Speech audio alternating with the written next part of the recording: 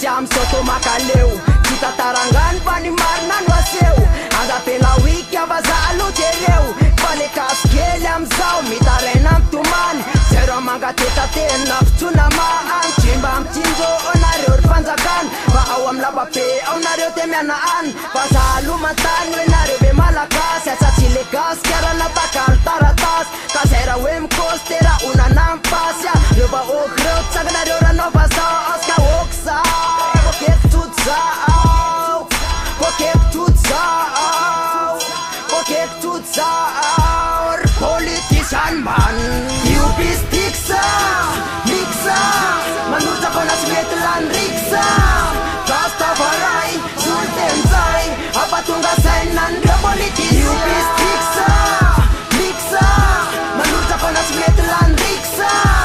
gastavaray soltenjay apatonga sainanreo politician karoana pakiady elana amtaraina ela mba ty ahity zany atao hoe asambarana fatry eto aloha tsy tafa fa safotra miaina mikiry teny fofotra elana mifahazarana ka manantena fandresena rehefa any andro ray ibosaka eo imasiko ny asafana mamirapiratra ka ifandanja am'izay miatsika sy ny hafanana be mamay ary mifanantenana eto masoandro rehefa andeha hiratra fanamalikila sy manjavosavo asany eny apita tsy maty mifinokona petsaka asanesaka tsy fita topetsaka loatra nefa tsy maintsy miarina zay any ny azo atao de zay any koa marina ka aza morakivy na miaina amin'ny mangidy fantranga eto tany de vokatry ny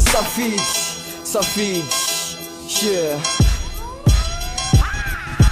io pistiksa miksa manotsakona tsy mety lany riksa gastavaray soltenjay apatonga sainanreo politician io pistiksa miksa manotsakona tsy mety lany riksa gastavaray soltenjay apatonga sainanreo politician de aza sinanjasy fa izao no ilanay fa ny fiainana mamay mila mikalza ay de le antsamena tsanareo anekanay ka nareo ve mevitsa hoe zay anepole ka mino anareo zay mandeha amy tele ka aza mampimesa omeko bobarene ka amarana koasy ty fanotso atale androany amba maniry hoe afaka anjaly namatotra mfatako tsy mba nampifaly tsy mba nampitsiko fa tsy amelana orendriky analareo tsy mety anovareo tsy mendriky ka endrika vavao noentina mamindra entina misotra ahaizana mandrindra ny fiainana manaraka tsy anilan'ny akaso sao de sao asasinandrasandraso io pistiksa miksa manotsakona tsy mety lany riksa gastavaray